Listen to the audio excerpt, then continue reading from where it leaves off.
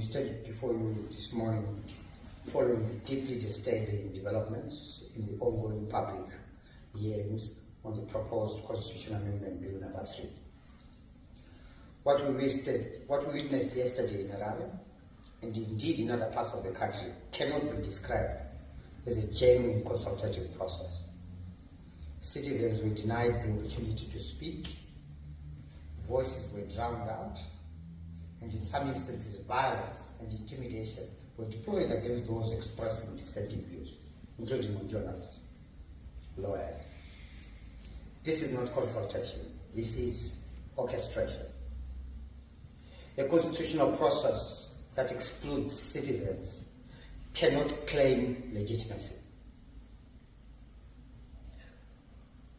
Our position as the DCP, in consent with our colleagues in the CDF and in the National Constitutional Assembly, we have taken a principled decision.